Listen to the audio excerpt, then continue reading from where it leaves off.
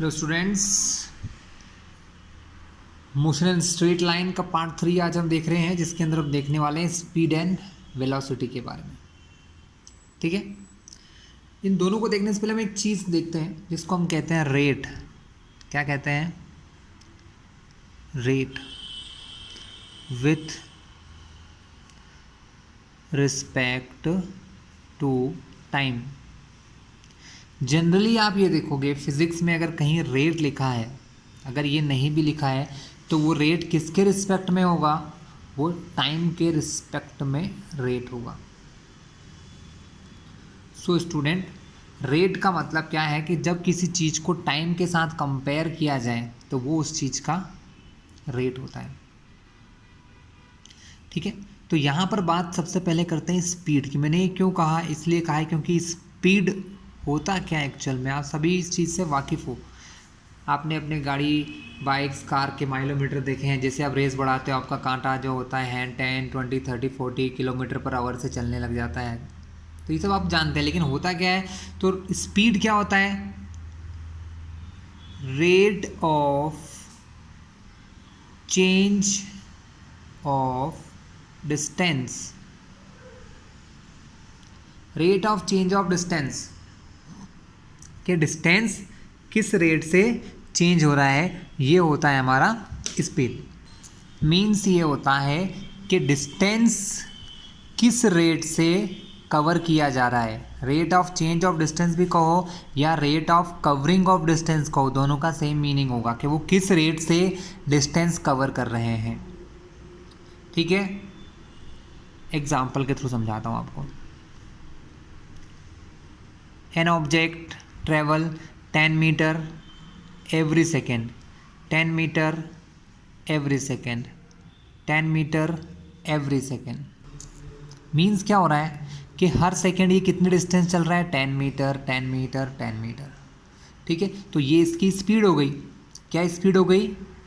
10 meter every second, 10 meter every second. हर second कितना चल रहा है? ये 10 मीटर चल रहा है। सपोज नेक्स्ट सेकेंड भी चल गया 10 मीटर, अगले सेकेंड में चल गया 10 मीटर, तो ये इसकी स्पीड हो गई। ठीक है, तो ये तो एक नॉर्मल डेफिनेशन होगी, लेकिन स्टूडेंट अगर हम देखा जाए तो इसका फॉर्मूला क्या बनेगा? इसका फॉर्मूला ये होता है distance upon time. Distance upon time, क्योंकि ये टाइम पे डिपेंड कर रहा है। ठीक है ना। एक्चुअल में अगर हम देखें तो स्पीड हम कम ही फाइंड करते हैं, हम फाइंड करते हैं एवरेज स्पीड। एवरेज स्पीड इसलिए कह रहा हूँ स्टूडेंट, क्योंकि क्या होता है कि हर एक प्रकार की मोशन जो हम करते हैं हमारे लाइफ में वो यूनिफॉर्म नहीं होती है। क्यों यूनिफॉर्म नहीं होती है?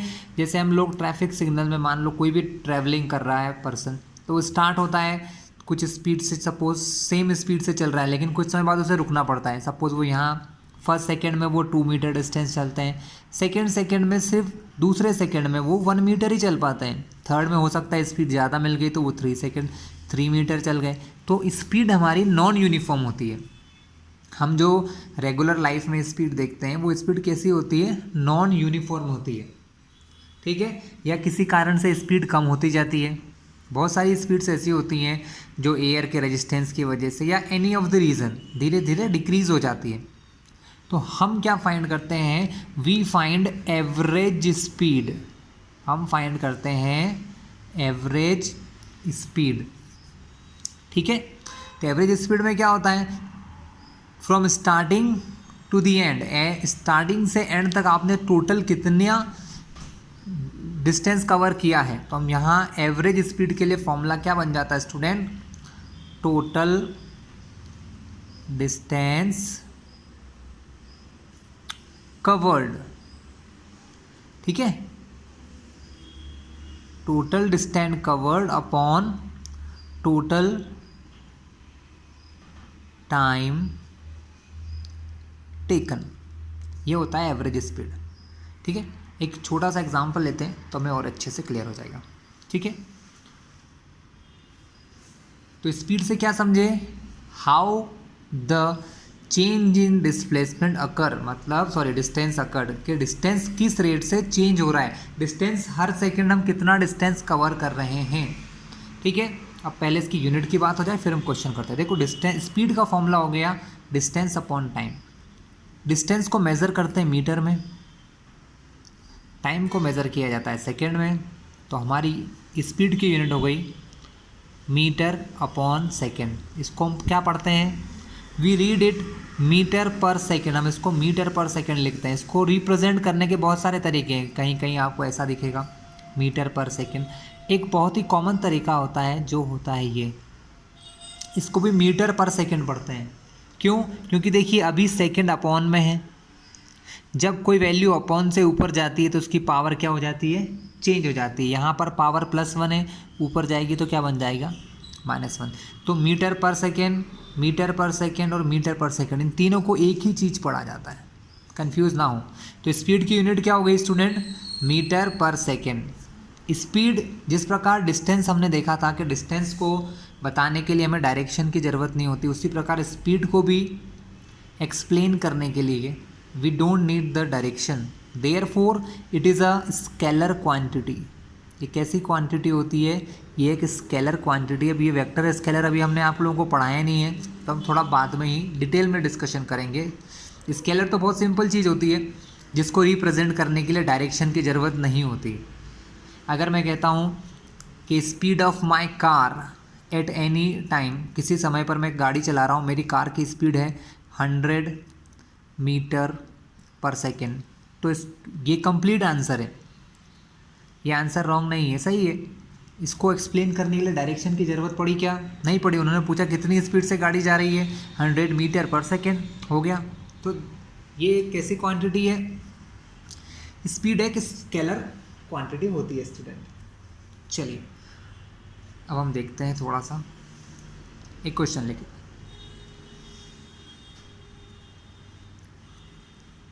स्पीड 2 टाइप की होगी, यूनिफॉर्म स्पीड, जो मैंने आपको बता दिया कि जब सेम टाइम में सेम डिस्टेंस चलता है, जैसे 10 मीटर 10 मीटर 10 मीटर 10 मीटर, हर सेकेंड अगर एक ही स्पीड से चल रहा है तो uniform.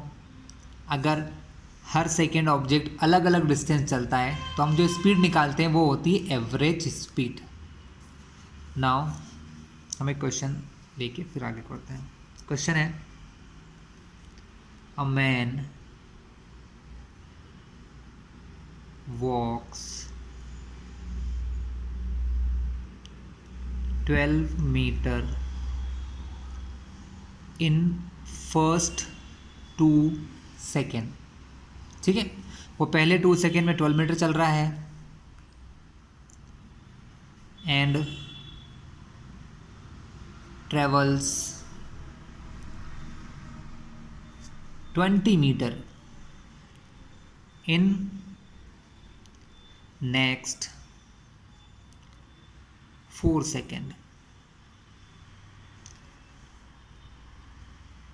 Find its average speed.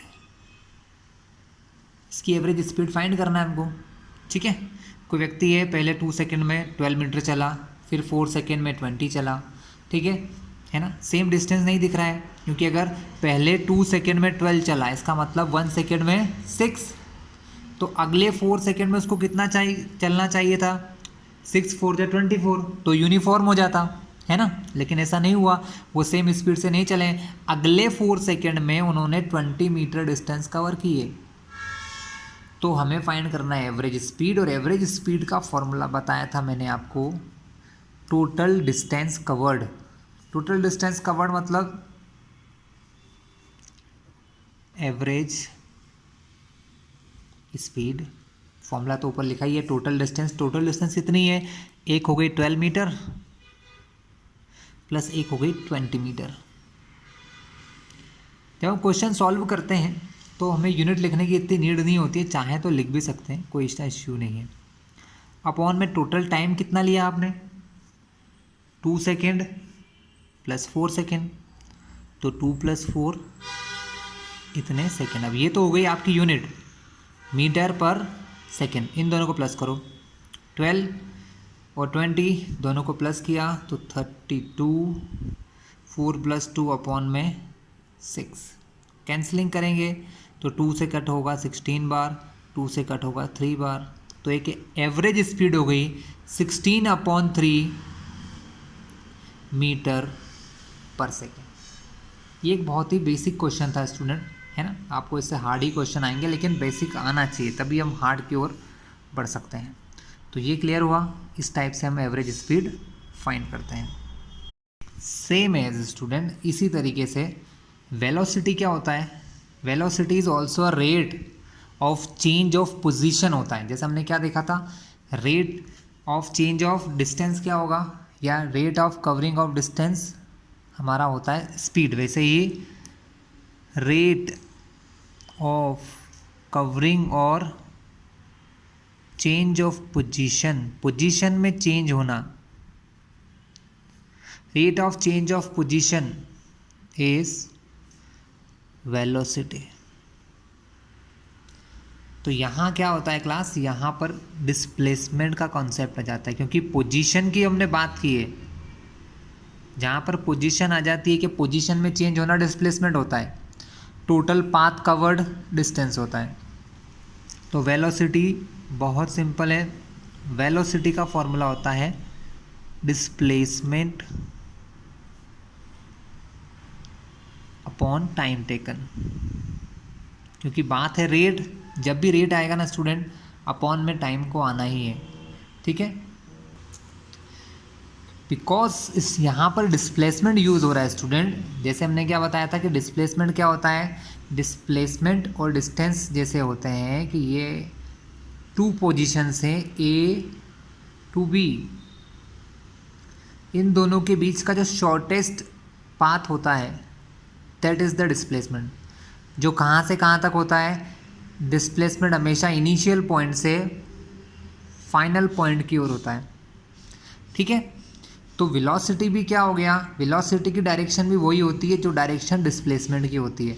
इसका मतलब वेलोसिटी कैसी क्वांटिटी हो गई, वेलोसिटी को शो करने के लिए ऑलवेज डायरेक्शन की ज़रूरत है। तो वेलोसिटी एक वेक्टर क्वांटिटी है। वेलोसिटी की डायरेक्शन भी क्या होती है, जो हमारे डिस्प्लेसमेंट की होती है, इनिशियल टू फाइनल की ओर, ठीक है। जबकि डिस्टेंस हमने क्या पढ़ा था, तो इसका फर्स्ट पार्ट आप लोगों ने देख रखा है। डिस्टेंस पे हमने ये देखा था कि अगर आप ए से बी तक पहुंचते हैं, अगर आप कोई दूसरा वे लें, मान लो मैं ऐसे करके ऐसे होते हुए बी तक जाता हूँ, तो ये जो पार्ट है ये मेरा डिस्टेंस होगा, लेकिन डिस्प्लेसमेंट ये नहीं होगा। डिस्प्लेसमेंट तो सिंपल है, ए टू बी के बीच का शॉर्टेस्ट पाथ, ए से बी के बीच में सबसे छोटी या शॉर्टेस्ट डिस्टेंस जितनी होती है ये, वो हमारा डिस्प्लेसमेंट होता है। जैसे वेलोसिटी है स्पीड के जैसा ही है, बस इसमें डिस्प्लेसमेंट वाला कॉन्सेप्ट है। यूनिट वही होगी, क्योंकि डिस्प्लेसमेंट को मेज़र किससे करते हैं, मीटर से, टाइम को मेज़र करते हैं सेकंड से। तो वेलोसिटी की यूनिट भी होती है मीटर पर second, but in specific direction, किसी न किसी डायरेक्शन में होती है, ये ध्यान रखिएगा आप, ये हमको गिवन होता है स्टूडेंट।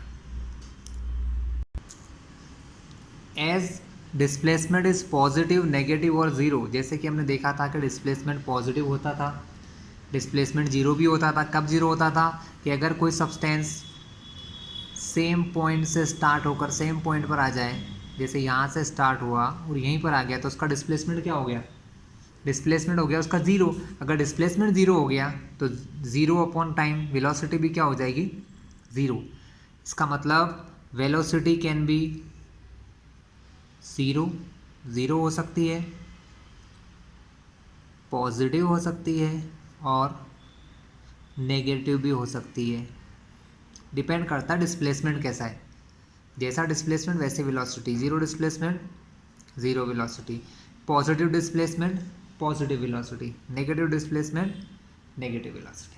तो it can be positive, zero और नेगेटिव। नाउ क्लास, एक्चुअल में ये भी एक टाइप की स्पीड ही है, कह सकते हैं, बस स्पेसिफिक डायरेक्शन में। Speed in specific direction is known as velocity. मतलब ये भी स्पीड है, क्योंकि फॉर्मूला वही है, मीटर पर सेकेंड, बस सिर्फ क्या है, एक स्पेसिफिक डायरेक्शन में होता है ना। आप ए से बी में पहुंच रहे हो, आप कहीं से भी जा रहे हो, उससे कोई मतलब नहीं आप कहाँ से कहाँ पहुँचे हो, ए से बी पहुँचे हो, तो इसकी डायरेक्शन क्या हो गई, ए टू बी हो गई। ये वेलोसिटी है, आप यहाँ से यहाँ आए, देन तो ये सब आपने फालतू काम किया, मतलब फालतू नहीं किया, ठीक है, बट एक्चुअल में देखा जाए तो वेलोसिटी के कंसेप्ट के हिसाब से, डिस्प्लेसमेंट के कंसेप्ट के हिसाब से ये वर्क एक्स्ट्रा है, तो ये नहीं मानते हैं, ये सिर्फ इतना मानेंगे कि आप यहाँ से यहाँ पर पहुँचे, ठीक है। जैसे कि सर्कुलर में बात करें, अगर मान लो ऑब्जेक्ट यहाँ से यहाँ पर पहुँच गया है तो ये सीधा डिस्प्लेसमेंट है, जबकि डिस्टेंस क्या होगी, फ्रॉम हियर टू हियर, ऐसा। चलिए वेलोसिटी, तो वेलोसिटी का भी एवरेज निकालना बहुत ज़रूरी है, क्योंकि हम हमेशा सेम डिस्प्लेसमेंट हर सेकेंड नहीं होता है, तो हम क्या करते हैं, हम लोग एवरेज वेलोसिटी फाइंड करते हैं। एवरेज वेलोसिटी का भी वही काम है, total displacement upon total time, ये होती है एवरेज वेलोसिटी या फाइनल वेलोसिटी, ठीक है स्टूडेंट। इसे क्वेश्चन हम अब एक साथ करने वाले हैं, आगे बहुत सारे क्वेश्चंस करेंगे। चलिए आगे देखते हैं हम लोग।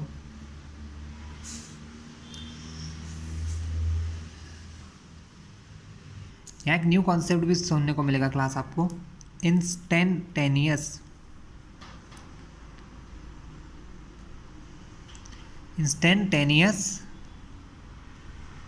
वेलोसिटी। इंस्टेंटेनियस वेलोसिटी क्या होता है स्टूडेंट, आपको मैंने डिफरेंशिएशन एक पार्ट समझाया हुआ है, उसका यहाँ पर बहुत यूज़ होता है। इंस्टेंटेनियस वेलोसिटी का मतलब होता है एट अ पर्टिकुलर टाइम, आपको बोला जाएगा, आपको ये जो क्वेश्चन इंस्टेंटेनियस वेलोसिटी वाले हैं ना क्लास, ये डिफरेंशिएशन से ही सॉल्व होते हैं। आपको इसमें क्या होता है कि डिस्प्लेसमेंट की ऐसे इक्वेशन दी होती है, एस बराबर 2t² प्लस 4t टाइप से, है ना, और आपको बोला जाता है कि अब हमको इंस्टेंटेनियस वेलोसिटी फाइंड कीजिए एट t = 4 सेकेंड पर।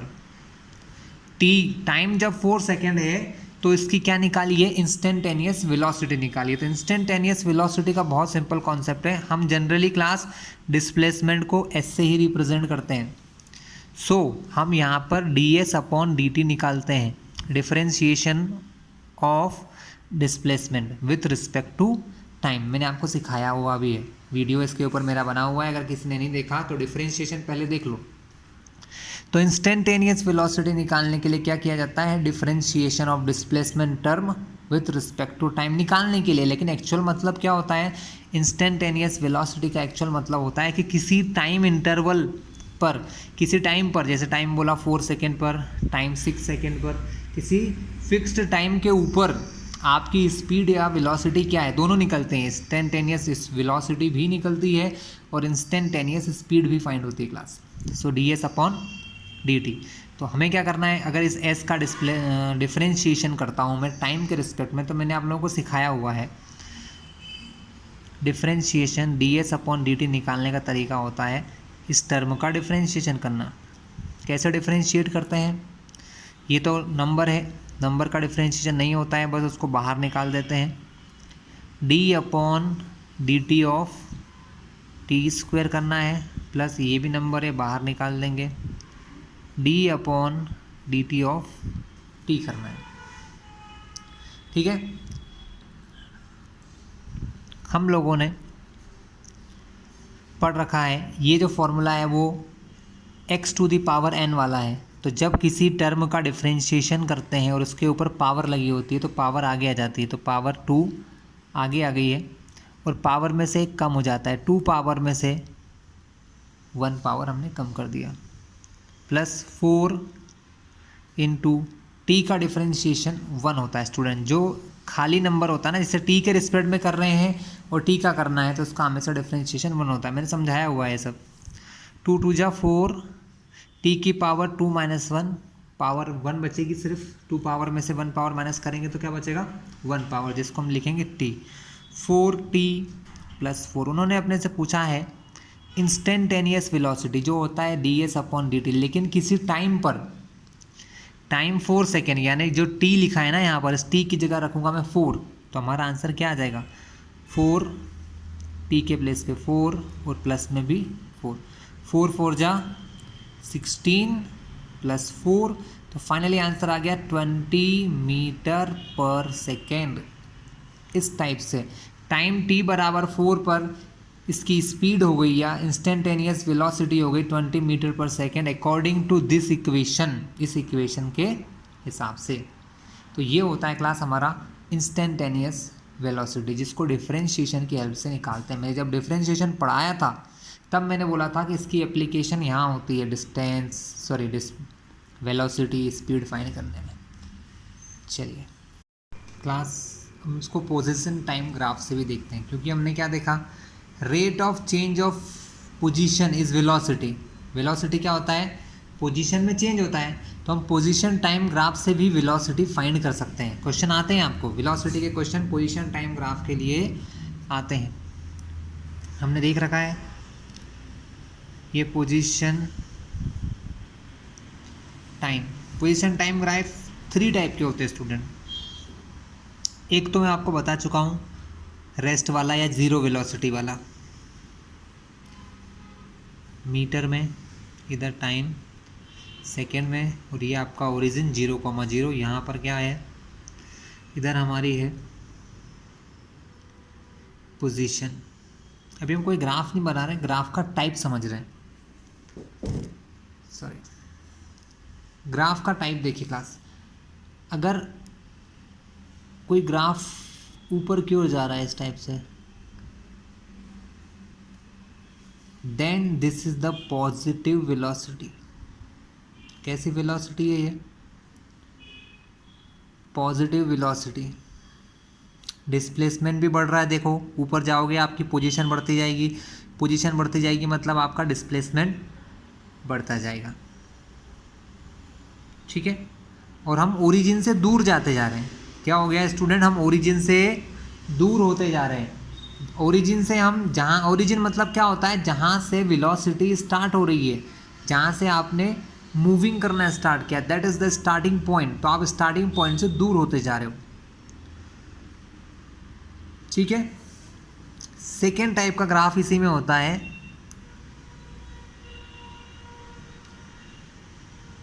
इन विच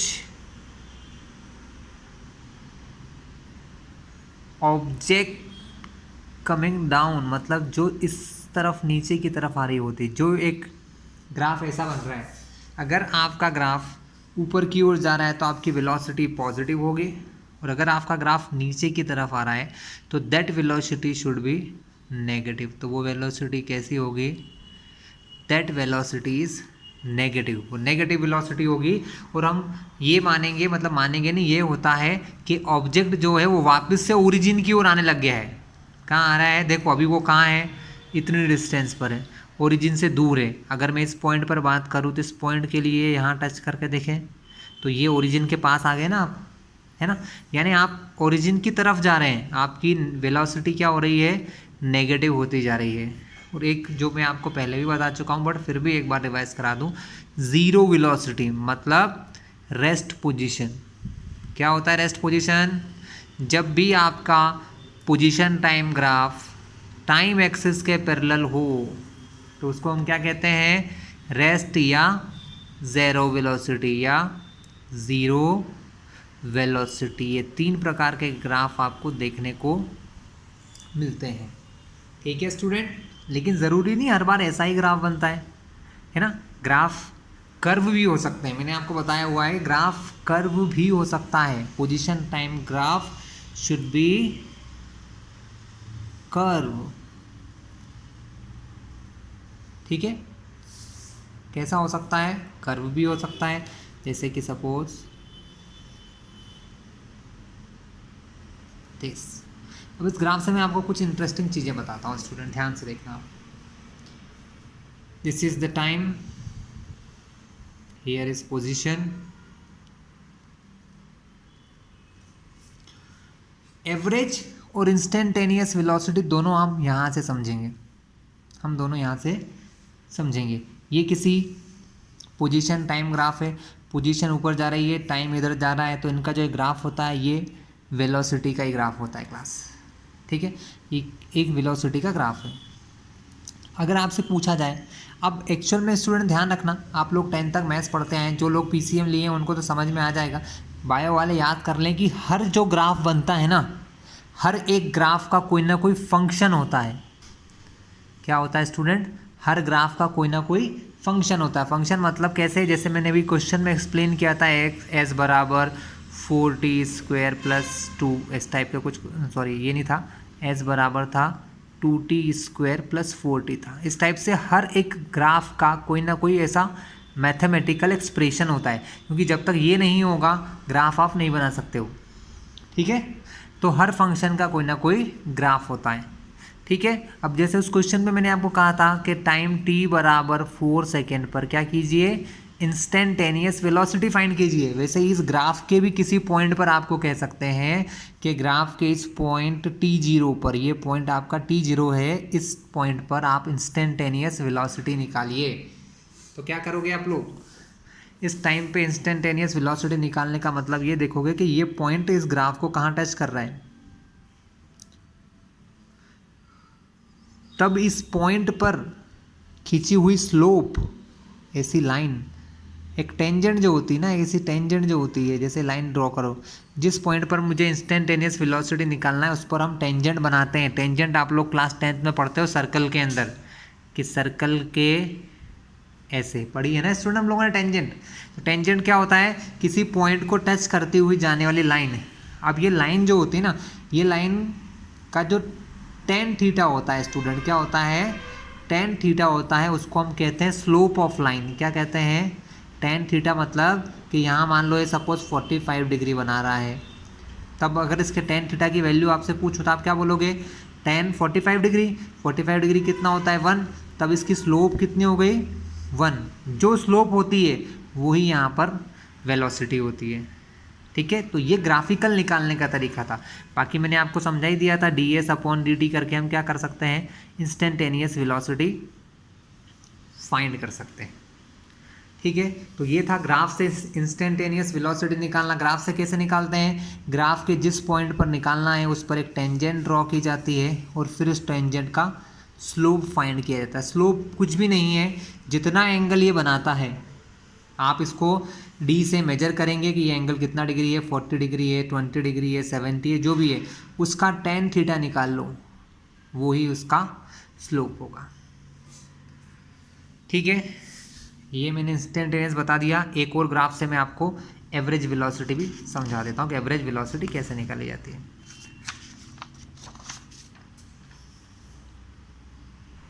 हाँ सो स्टूडेंट, अब हम देखते हैं एवरेज वेलोसिटी। एवरेज वेलोसिटी के लिए क्या होता है क्लास? किसी दो पॉइंट के बीच में एवरेज वेलोसिटी फाइंड की जाती है। इसके 2 वेज होते हैं स्टूडेंट। कितने वेज होते हैं? 2 वेज। पहले ग्राफ बना लें।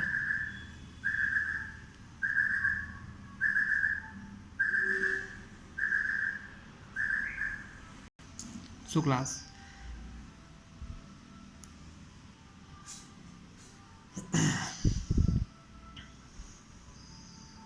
Suppose it is a curve of any velocity. ये किसी वेलोसिटी का कर्व है। ये आप समझ ही चुके हो, टाइम का एक्सेस होता है, ये हमारी पोजीशन का एक्सेस होता है। अब उन्होंने बोल दिया पॉइंट P1 और पॉइंट P2, ये 2 पॉइंट हैं, इन दोनों के बीच की एवरेज वेलोसिटी निकालो। तो एवरेज वेलोसिटी निकालने के 2 वेज बताए मैंने, कौन कौन से? एक होता है ग्राफिकल, दूसरा होता है हमारा सिंपल वे। ग्राफिकल क्या होता है? ग्राफिकल में हम क्या करते हैं? इन दोनों पॉइंट्स को ज्वाइन करते हैं और ये जो लाइन है, इस लाइन का फिर से tan थीटा निकालते हैं, ठीक है। इस लाइन का फिर से क्या निकालते हैं? इस लाइन का tan थीटा निकालते हैं, और वो tan थीटा ही जो होता है हमारे इन दोनों पॉइंट्स के बीच की एवरेज वेलोसिटी होती है क्लास। क्या होता है? इन दोनों पॉइंट्स के बीच की क्या होती है? एवरेज वेलोसिटी होती है। एवरेज वेलोसिटी m बराबर tan थीटा। ये थीटा किसका है? इन दोनों पॉइंट्स को मिलाने वाली लाइन का है। सेकेंड वे कौन सा है क्लास? हम यहाँ पर चेक करते हैं, इस पॉइंट को यहाँ टच करते हैं, इन दोनों के बीच की जो ये डिस्टेंस है, या ये जो है वो होगा हमारा डिस्प्लेसमेंट, क्या होगा डिस्प्लेसमेंट होगा हमारा, और टाइम इन दोनों के बीच में लगने वाला टाइम यहाँ से निकल जाएगा, डिस्प्लेसमेंट अपॉन टाइम हो जाएगा क्लास। ठीक है, तो ये सेकंड तरीका होता है। अब इनको हम क्वेश्चंस के थ्रू देखेंगे। ये हमने क्या देखा, ग्राफ के थ्रू समझ लिया कि ऐसे किया जाता है। हम इनके क्वेश्चन भी करेंगे, बेफिक्र रहे हैं आप लोग। अब मैं आपको कुछ चलिए हम क्वेश्चंस के बाद देखेंगे क्लास। अब हम डिस्कस करते हैं एनसीईआरटी का एक क्वेश्चन, क्योंकि क्लास इसके क्वेश्चन का एक वीडियो अलग से ही बनाने वाला हूँ। वैसे वीडियो में एक और क्वेश्चन करवा दो, उसके बाद एक न्यू वीडियो मिलेगा जिसमें आपको सारे सिर्फ क्वेश्चन ही क्वेश्चन मिलेंगे। ठीक है, अब हम एक क्वेश्चन देख रहे हैं, आपको एक एग्जाम्पल गिवन है, एग्जाम्पल 3.1 एनसीईआरटी बुक में गिवन है। उन्होंने कहा है अ कार मूविंग, मैं आपको पढ़ा देता हूँ, सबसे अच्छा आप पढ़ लीजिए। A car is moving along a straight line, suppose line OP, in figure 3.1, आपको पीछे एक फिगर दिया है उसके अंदर, it moves from O to P in 18 second and return from P to Q in 6 seconds. What are the average velocity and average speed of the car in going from O to P में, और second O to P and back to Q। देख लीजिए, मैं आपको बता देता हूँ। हमको एक क्वेश्चन ऐसा दिया था, ये डायग्राम बुक में गिवन है। O से स्टार्ट करता है पर्सन, पहले P पर जाता है, ठीक है, P से वापस कहाँ आता है, Q पर आता है। चलिए अब इस डायग्राम को मैं बना लेता हूँ, फिर हम इस क्वेश्चन को सॉल्व करेंगे। सो क्लास ये डायग्राम मैंने बना लिया है इसका। इस डायग्राम में क्या कहा है कि a person starts from point O, कोई पॉइंट O से स्टार्ट होता है और वो P पर जाता है। ठीक है, तो यहाँ पर P पर जाने का टाइम हमको गिवन है, उन्होंने क्वेश्चन हमको दिया है, क्वेश्चन में टाइम हमको दे रखा है। I will show you once again, मैं आपको फिर से एक बार दिखा दूँ। जब वो O से P पर जाता है तो उसे टाइम कितना लगता है, 18 सेकेंड। ठीक है, तो यहाँ पर दो केस उनने बोला है। उनने ये बोला है कि पहले O से P में जाता है तो एवरेज स्पीड और एवरेज वेलोसिटी दोनों निकालना है।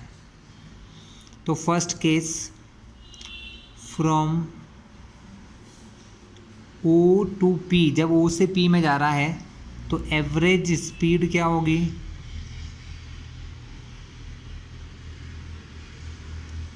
टोटल डिस्टेंस कवर, 0 से स्टार्ट हुआ, कहाँ गया 360, और ये जो डिस्टेंस है ना, सब मीटर में दे रखा है क्वेश्चन में, तो 360, तो टोटल डिस्टेंस कितना हो गया 360। टाइम उसने अपने को पहले ही बोल रखा है 18 सेकेंड लग रहे हैं, तो यूनिट क्या हो गई, मीटर पर सेकेंड। कैंसलिंग कर लो, 18 1 ज़ा 18, 18 2 ज़ा 36, 0 का 0, तो हमारी एवरेज स्पीड हो गई 20 मीटर पर सेकेंड। कोई दिक्कत हो, बिल्कुल नहीं है। ये एवरेज स्पीड थी। एवरेज वेलोसिटी,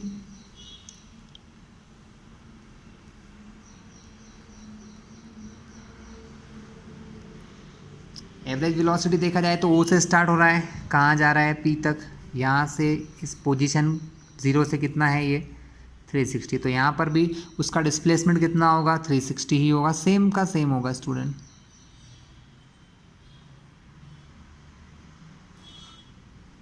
बस डिफरेंस क्या होता है एवरेज स्पीड वेलोसिटी में भी समझ में आ जाएगा। ये फिर से कैंसिल होगा, आंसर ये सेम आएगा 20 मीटर पर सेकेंड, लेकिन इस डायरेक्शन को हम बताते हैं O टू P। ये एक बहुत बड़ा डिफरेंस है। स्पीड में कभी हमको लिखने की ज़रूरत नहीं है कहाँ से कहाँ तक, लेकिन 20 मीटर पर सेकेंड O टू P, यानी O से P की तरफ, ये होता है वेलोसिटी का डिफरेंस।